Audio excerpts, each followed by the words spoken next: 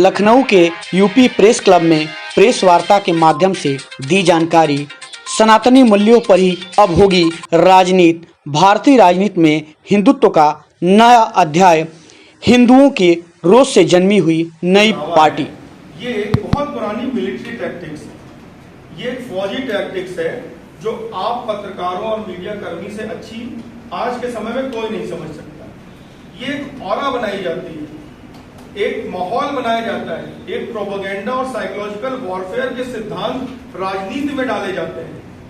किस तरह से प्रोजेक्शन होता है, वो प्रोजेक्शन कौन करता है? आप मुझे बताइए कि मैं अरविंद केजरीवाल का भी उदाहरण दूंगा, मोदी जी का भी उदाहरण दूंगा। पूरे बड़े बड़े राष्ट्रीय समाचार पत्रों में फुल पेज के ऐड देना, आप पत्रकार मुझसे अच्छा समझते हैं कि कितने धन की उसके लिए आवश्यकता होगी। ये प्रोपेगेंडा में धन क्यों खर्च करा जा रहा है? क्यों? सामान्य जनमानस जो देखता है, सुनता है, वो उसमें यकीन करने लगता है। एक ऐसा, आप ये देखिए, ऐसी मार्केटिंग की पंचलाइन बनाई गई कि फलाना है तो मुमकिन है, फलाना कल की अवतार है। एक पूरी आईटी सेल खड़ी करी गई, बहुत सारे हजारों करोड़ रुपए लगा करके। तो उनको उस पर भरोसा है, उनको सिद्धांतों में भरोसा नहीं है। आज की प्रेस वार्ता हमने इसलिए रखी है क्योंकि हम अवगत कराना चाहते हैं कि एकम सनातन भारत दल के नाम से एक राष्ट्रीय राजनीतिक पार्टी गठित हुई है जो कि सनातनी मूल्यों पर आधारित है। आज तक भारतीय राजनीति में एक कोई भी ऐसी राष्ट्रीय राजनीतिक पार्टी नहीं थी जो सनातनी मूल्यों पर आधारित रही।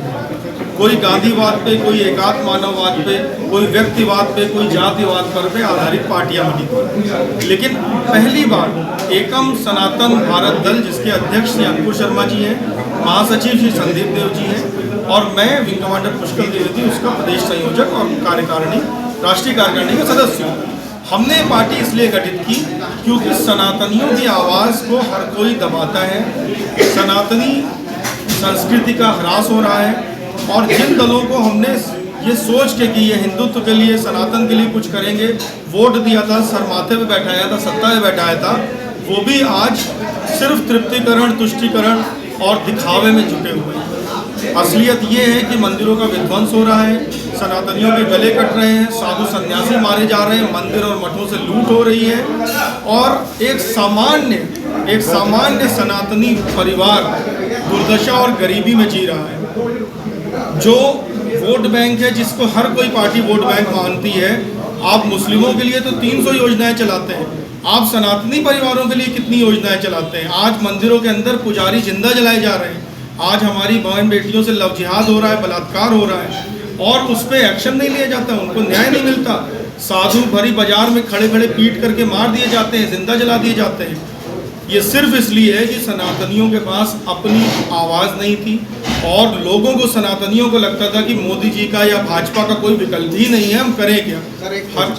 हर कोई प्रश्न पूछता था कि विकल्प नहीं है, तो एकम सनातन भारत दल वो विकल्प बन के आया। जी सर, जो देश के प्रधानमंत्री हैं नरेंद्र मोदी जी, उन्होंने एक नया कानून लाया है कि रेप जैसी जो घटनाएं होती हैं उस पर फांसी की सजा तय करती है, तो इस पर क्या कहना चाहिए? देखिए, कानून के जो भी जानकार हैं वो ये जानते हैं कि कानून में एक मैक्सिमम सजा तय होती है, हार्ड एंड फास्ट कोई नहीं होती कि इसकी सजा फांसी ही होगी, क्योंकि कानून एक ऐसी चीज़ है जिसका मिसयूज़ भी बहुत होता है, आप लोगों को पता है।